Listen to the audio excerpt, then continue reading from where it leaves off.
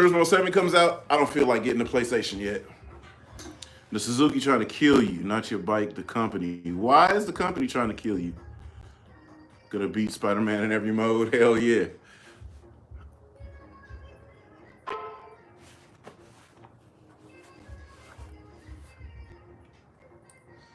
I know YouTube's gonna tag for this music, but I don't really care. I'm not into fucking monetization anyway. They are going to pull that video down. Yo, so I didn't even realize this, but speaking of R6 being gone, 600RR has been gone. I didn't know that for at least like the last 2 years. And the only 600s that are around so far still is the Kawi and the Suzuki. So I don't know what that means. I mean, I was gonna make this an actual. I did film an intro for it, so I was gonna make it a vlog. But I know the 300s. See, it's a messed up market because cats have been saying, "Oh nah, 600s are too fast. You should start on the 300." And that mentality, I think, kind of fucked the sales of 600s. So people have been getting other things and then feeling like they're on a fast bike when they're on like a, um, that between sport tour thing. Honda's got them, Kawi's got them, everybody's got them, like the CB650R, things like that. Those motorcycles have become increasingly popular along with 400s and 300s, the inline twins. Everybody feels like they're fast enough until you get on something like the R6 or any other 600. And the Super Sport is clearly a different thing, clearly a different league. So I feel like the get on a 300 first market has driven the 300 market up, and 600s. Shit, in the UK, they only sold 50 R6s. The whole year, only 50.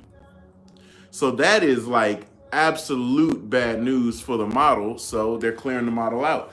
But they do see R6s at the track. So R6s just dominate and reign on track days. So they said the R6 will be available in race only. So you can get a race only R6 from the dealership now. And that's terrible to me. Because you can't just do this to the newer R6 because it's gonna be in the registration code or in its division as a non-registered bike. Not everyone has a hard start on 1000. This is true, but the 600 is gone. The R6 is gone. The 600RR is gone. So all you're really gonna have is a leader bike or a 300 to start with. Let me get the comments over here. Hey, what's happening with y'all? What's happening with y'all? Got a Kawasaki Ninja 300 ABS with 11,000 miles on it. You riding. With a lot of aftermarket upgrades. What can you sell it for? You can probably get that off for about $4,000 now. The market's strong. 300s are strong, man. It's they run forever. The motor dynamic is super easy to maintain, so you can get that thing off for quite a bit. There's a recall on the master brake cylinder on your Suzuki. East Bay Motorsports is having hell trying to get it approved because the bike is from Hawaii. And Suzuki ain't contacting them back. They said, fuck y'all. It just, well, first of all, is it not working? Because if it's working and it just has a recall, whatever, let them get to it when they get to it. But yeah, I mean, if the thing ain't working, just buy a replacement and have a replacement on it. And then when they buy a, God, I hate their choice of music. And I can hear it piercing through my garage. That shit bugs me. If I could put up a cement freeway retaining wall between my house and their house and the front, God, I would do it. Well, let's see what they're listening to.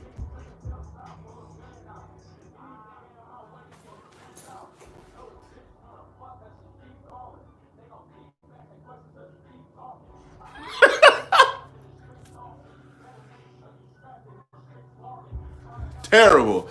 Anyway, it's listed for 2,500. Can't get rid of it. See, it's a really strange market for the 300s too, because they're gonna be newer riders, women, and younger dudes are gonna get on them because they're easy to insure. Yeah, they definitely not slapping Quinn. Um, yeah, and Punk Bomb is right. It doesn't matter where the hell that shit was bought. They should honor that recall.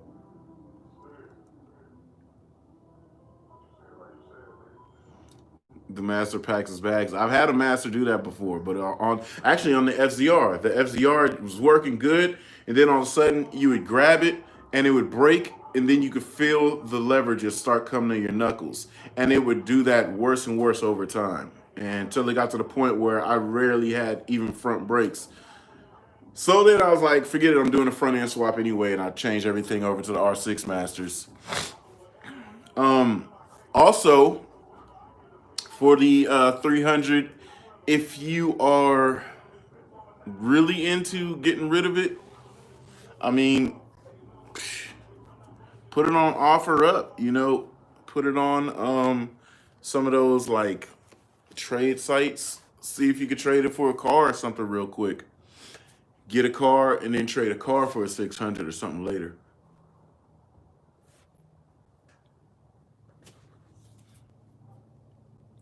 Tell my, I'm gonna tell Mike, I'm gonna tell Mike you said he cute right now. Yo, why are you like that? Um, Yeah, trade it for a bigger bike with cash on top. Yeah, that's the easiest flip, to be honest. If you can put it up in a listing for like trade for a dirt bike or car, just do that. Because the dirt bikes right now are easy flip because all these bike life cats. People are riding dirt bikes on the street. People are riding dirt bikes on the freeway. They're riding them everywhere. Flip for a dirt bike or a car and then flip back with some cash on top. That's really an easy way to make it happen. No, it's all good. I'm still gonna tell Mike he said he cute. Um,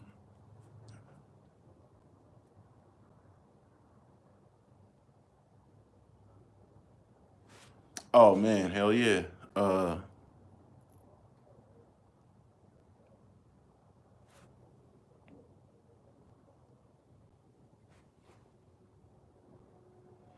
yeah, dude. It's the last couple of weeks being in that new position. It's not been stressful. I've just been real focused. I've been real focused to make sure that I'm not effing anything up. So I haven't been thinking of anything for content. I haven't been thinking of any concepts. I've just been thinking about work. Now I don't like being like that, but just because I'm not used to this position yet, I want to be the best that I can be at that point in time because the raise was cool. And today was payday, and the check was cool. But I want to make sure that I'm, because I'm getting streamlined in this job, yo. I've been here about 2 years now, and constant raises. It's cool. So I just want to make sure that I'm always on the good side of favor and just being focused. But at looks like in the next couple of weeks, I should be all right with experience and I get back to doing stuff because I've got some really good ideas. Mike's passed some good ideas around on me, and I kind of want to. I don't know. I'll still do like vlog style shit. Okay, podcast 10 minutes. I still want to do vlog style stuff, but I want to start making like cinematics. So you might get videos from me that are 5 minutes long and shit like that. So, but it's gonna be bangers though. It's gonna be bangers. Broski was shaking. Yeah, it's gonna be real bangers though. So I really want to make like some hot fire shit. I'm gonna go straight up with the first person view stuff that I was originally doing when I first started the YouTube, and we'll see where it goes. Like I said, I don't really care about monetization. My last two videos got demonetized. Hilarious. But yeah, I don't really care about monetization because I'm alright. Mike definitely got rid of the bike, but it's cool. Same like if you look at Fresh Kicks, he getting rid of his bike too. They're not like riders. They're into it. They're into whatever's cracking. If it makes money, it makes sense. That's cool. They get off it when there's no need for it. So Mike's gonna get another bike, but just right now, it ain't really no big deal.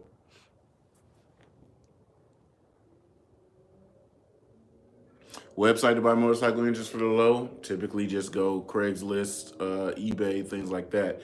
The thing that sucks though, like I had a guy hitting me up and he was asking about a rotary motor. Typically, internet is refined enough. You can find any and everything you need on the internet. But the only part that I say is kind of sketchy when you're buying used motors and things that are being shipped to you, and when they ship to you, it's yours, is compression test. Now, guys post compression numbers on their sales and things like that a lot, but who knows if that's real unless they put up a video for it. Unless that is actually the video for it. Some dudes just have stock videos, like literally, oh, here's the rotary compression test. And it was just some random ass rotary they did like 3 years ago, and then they send you the rotary and it's bad. So motorcycles, typically it's gonna be valve issues, it's gonna be head, overheating heads and things like that, because people beat the shit out of bikes and they rev so high. So you kind of want to make sure that it's like, it's kind of a gamble. If you're buying a used bike engine, knowing how the bike went out is probably going to be your best bet. Hopefully the nigga ran into a truck hella hard, didn't die, but the bike was all right, and the bike was totaled and the motor was all right. That's the best bet. If you got somebody that voluntarily took the motor out of their bike, probably wasn't a good deal. Yeah, the $8,000 2Js being like that, but there's a good thing like with Mike's giveaway. I know we're talking about Mike a lot, but like with Mike's giveaway, he compression tests them right there, so you know that they're good. He gives you personalized information with that, so it's known beforehand that they're good to go. Am I driving Super D? Super D New Year's Eve? Yes. This car can't do it because it's too loud. Anytime I come through with the car on the trailer, they told me you better stop with an official and get your car DB'd before you even pull it off the trailer. If not, go home because this car is rude. But that's what the Vert's for. That's what the other RX-8's for. So I want to, dude, the Vert was beasting though. So I'm all right with it. I just got to get the handbrake sorted. I need to adjust the driver's side. The passenger side's all right. Driver's side, you can jack the car up and spin the wheel. So once that's sorted, I'll be more than comfortable doing everything.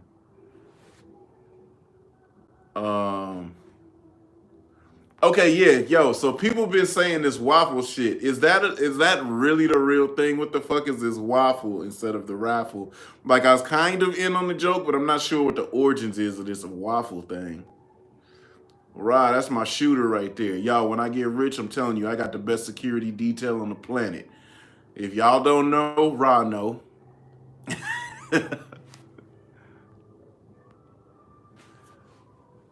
Yeah, see you there. We'll get everything shaken.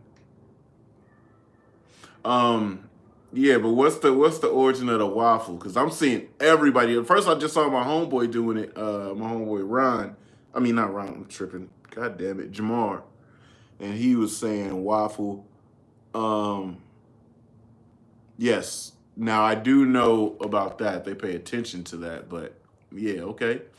If that's why they're using it, just code words for the situation. Good. Crafty. It's very, very crafty. People have talked to me about doing some giveaways. I'm like, I ain't really got the community enough to support a giveaway. And I don't even know what the hell I'd be into giving away because everybody's auctioning off or waffling off video game consoles.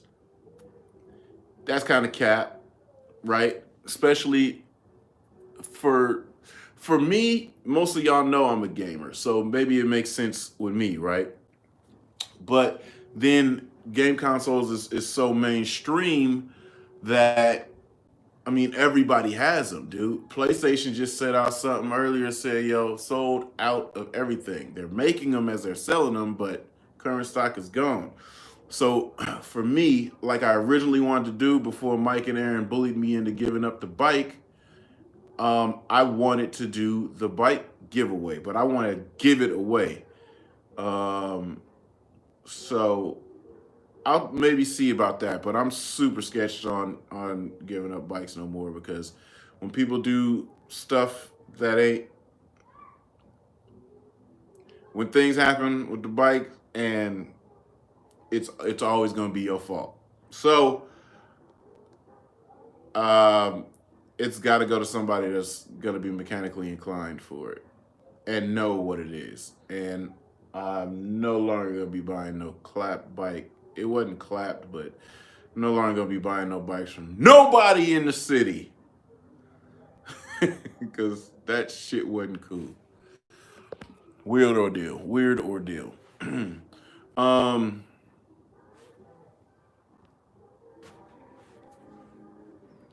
see, I'm supposed to be jumping on this Skype call here in a second. I've been using Skype and Zoom a lot lately. Interesting.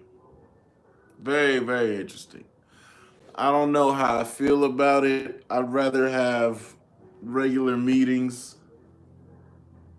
Is Aaron back up on two wheels? I don't know. I'm not sure. I've been being told what to wear on Skype meetings and shit. Man, I'm like this. You lucky I'm sitting down to have this meeting. I'd rather be in person. I don't do large group rides. No, because I ride like an idiot. Really, it's wolf pack type shit that I'm into. 4 or 5 dudes that are killers, like absolute hitters, that are cool with everything high speed. That's the best type of riding I like to do. That's the only type of group riding. Wolf packs, that's my thing, yo. Whether we rocking hella wheelies or hitting the back roads or just hitting the freeway and outrageous looking to buy a sport bike, but your problem's 6'8". Your frame might be good for Ducati and the S1000RR. All Ducatis sit tall. You sit like right up top, legs go forward and down to the pegs. Whereas sport bikes, you sit, well, I should say Japanese bikes, you sit back further and then your legs are up higher, which taller riders seem to say they are cramped. Yes, sir, that's all I really do is canyon. Stuffed crust was shaking. I don't do like real popular spots. I like to be out of the way. I don't want to have a million bikes in there before I am because I want to ride as fast as I want to ride, and I don't want to worry about if there's a cop around the other way because he's been sitting targeting bikers all day. But I do want to go to Mulholland once Mulholland and Tail of the Dragon opens back up, and I might go hit up Azusa Canyon, but I don't want to be around there where all the max risk guys are there. I just want to go and have a blast doing the shit myself. Those max risk dudes, they attract so many, or I should say dude, because they kind of parted ways. Um, they attract so many people up there, and every video I watch of his, somebody's crashing and getting airlifted out. If I bat on the bolo, y'all just gonna know I'm there because the vultures are circling above. Track my bike. Yep, I used to. That's actually what stopped me from street riding a lot. Street riding used to be my thing. The second I hit track days, I was like, I can't go as fast on the street. Because you have a cautious, like, thought. Is there going to be joggers? Is there going to be bicyclists? Is there going to be somebody in the car fucking sightseeing, taking pictures of a real high-speed spot? Forget all that. Everybody going the same direction on the track. Oh, I used to have a lot of scares like that. Bikers kind of losing it and coming in the lanes because guys be up there trying to practice their corners for their Instagram pictures instead of really having a good vibe. And yeah, too many close calls on the street. So I started doing track days. Track days got me off the street. That's when I started doing wheelies heavy because I was doing track days and then I was doing hella wheelies on the street. Now I just go to like only the spots that I like. I don't go to places where people invite me. Oh, you should come here. It'd be cracking. Nope, I'm not gonna show up because I just like to get out there and mash. I'm really a for the art type cat. So for the vibe, for the art, for the fun of it, for the actual joy and the dance of it, that's where I go shake around in. So that's why it's only first person camera that you see. 9 times out of 10, when I'm getting low, the wide angle camera doesn't allow you to see how low I'm actually. So it's not really entertaining too much to film. But best track I went riding, Thunder Hill. Thunder Hill was like really wide open. And I need to try to get to Laguna Seca because I want to tackle the corkscrew and see how that feels on the bike. All right, what we got going on? My bad. Yes, Max is a terrible rider. He's not a terrible rider as a whole. He's just he's willing to risk a little bit more. Not saying that that's bad because I risk a lot when I'm riding, but I never cross lines. Those are just certain things I never do because when you're going full tilt, man, you cross over one of those fucking lane markers, man, the bike the bike literally will do that. And I'm not a little tiny dude, you know what I'm saying? I'm carrying that bulk, you hear me? So that shit does that, and I'm on a smaller bike. I like short wheelbase bikes. A lot of the newer bikes, S1000s, things that he's riding, CBR 1000Rs, because they have so much power, they got long wheelbases. It's really hard for me to, you know what I'm saying, recover from those types of things. So I just don't do that because I could go to a track at any day. You know what I'm saying? So I'm not willing to risk that shit. I'm gonna go home to my wife and kid, and that's gonna be that. You know what I'm saying? I don't really the mountains ain't all I got. You know what I'm saying? Do I ever used to go to Oakland takeovers back in the day? Fuck no. Oakland sideshows. Sideshows was really smacking. What cats is doing nowadays with the takeovers, I ain't with it, and you won't see me in it. Sideshows was way more cracking. It was some player shit, really. Get your car clean. Cats will have other sets of wheels. They put their wheels on. They get dressed specifically for the occasion, and you go pull a broad, or you go roll crew deep. Now, crew deep wasn't hella niggas in one car. Crew deep was you, your homies, and everybody in their own cars. All of y'all were hella clean, and you rolled as a squad looking mad clean. You take over a side of the gas station. That's the only thing that you took over. The intersection was clear. Cars were going back and forth. Everybody regular thoroughfare. But the gas station was smacking. Whoever had the hardest beat, you'd have the beat contest situations going on. It was more about profiling and being clean. The thing was, it was Oakland culture. People from outer areas would come. Frisco was accepted, Richmond was accepted, Vallejo was accepted, all of that, right? So certain areas had their own specialty, right? Some niggas had real hands. Some cats they come with stolos because that was a real thing. Your car would get blip blip Wednesday, Thursday. Your car might be at the sideshow, right? So anyway, long story short, broads are choose up. You go home with a broad. You enjoy your day. It's not that rowdy shit. Everybody got shot. People got ran over. That wasn't it. Because if you came through the block and the gas station was took up on this side and the gas station was took up on this side, because technically the sideshow only happened in a certain specific location of Oakland. It wasn't all over the place. So if you showed up there, the block was taken up, everybody's profiling everybody clean, well, that's when you be like, well, fuck it then, I'm going to burn the block up. And then you do hella donuts, make your performance clean, and get up out of there. Typically, if one of the ballers I was profiling was like, oh, son think he got hands, then they come out the parking lot and then they swing it up. It wasn't just a million cats taking up the whole street. That didn't start till like 04, 05. And I was out of it by then. I was cool. So, no, I don't do the takeovers, only sideshows. The sideshows are gone. You got some Dunlop slicks, 5 sets. They're pre-used, I'm assuming, so that means that they've heat cycled. Dangerous thing about riding on heat cycle race slicks, the second they go cold, hard as a rock, they are not to be used anymore. You can still ride with them. Marcus, what's up from the A? What's happening? You can still ride on them. I have done it before, but the best that you're going to get the tire is the second that it's new and you get on there and it's first time being warmed up. After they cool down, their life is over with, essentially. Starter bike for a guy that's 6'5". Anything that you think is sexual looking. Anything that looks really good that you like and you feel like you want to rock with it. You're going to move to Chico. Boy, you about to move where hella weed is. Thunder Hill will be your home. That is right around the way. Prox Kev, what's shaking? Would I say power-ups in first are dangerous on the 636 first clutch-ups? Yeah, power-ups are always going to be more dangerous. The reason why power-ups are dangerous is because if you get good at it, you might as well clutch it up, right? But throttling up is always a different condition. The road could be sloped. The road could be inclined. The road could be declined. Every time you do this, it's not always going to come up, and you have your suspension unload that you're relying on, or your body position going back. When a clutch up, you could do this every time. You don't even got to look at the RPMs anymore. It's just a sound and a feel. And the bike comes right up. So power wheelies, we used to call them power wheelies. Back in the day, it's always dangerous. Everybody always looped them.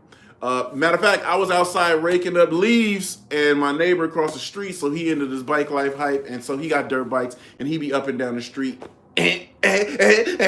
bike chopping like this. There's a video I put out way back in the day. We used to call cats lumberjacks that had throttle control like that. Now it's cool when you have control. They tune, doing the wheelies.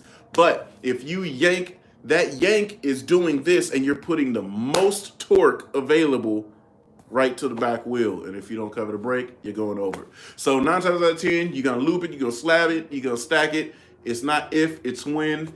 Clutch up wheelies are always the best. Keep your foot over the brake, sit back a little bit so it's comfortable. Yeah, every single time. Once you get the timing right, it's gonna come up. And it doesn't matter if it takes forever, because practicing is a good thing.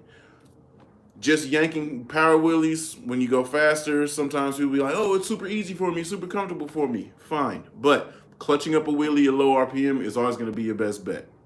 Did I? No, I never did a video like that. But I should show the difference. Would I ever be able to do the Manx TT if the world opened up? I don't have nuts for that. Those cats got a large size of tungsten balls, and I'm not with it. I'm with it, mobbing it, but I'm not with it keeping it cranked through all of those corners and blind corners like that all the time. Because the second you lose your concentration and you go into a corner a little too hot and too tight with those blind corners, because it's a street essentially, you have to take those really wide, cut the inner, like damn near, there's pictures of dudes scrubbing their helmets on the wall. Cut that inner so that you can try to hang as tight as possible and the speed takes you out. Say you go and you're in too tight, so when you turn out, you turn wide regardless and slam. I, sir, don't have that kind of focus just yet. I would say just yet because I've never ridden a road that aggressively that many times to know it like that. So Isle of Man, I do want to go and go do Mad Sunday, which they let you out to go do on your own. It's just like the Nürburgring. You just go out as a tourist and enjoy it. But to compete in that, I don't know. I'm into it. I'm down, but man, I don't know if I'd be any good at that. 600cc or 750, 600s. 750s were literally. All right, so check this out. Should have clarified, my bad. The best street bike for a starter is 6'5". That would be comfy. 636, Gixxer 600, or it doesn't matter. GSXR. Those are comfortable bikes. How did you connect with the homie with the podcast in Japan? I've known Donnie for ages, actually, since like MySpace days. I've seen him, and I lurk a lot. There's a lot of people's IGs that I'm friends with, and I lurk. You never see me like one thing, but I'm watching. And so when he reached out one time, because he's like, oh, a black dude drifting, and that was in like 2010, but then that was it.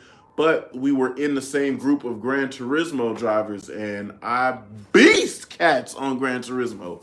And he was in that group. We linked up on friends list. We've been driving together ever since on Gran Turismo.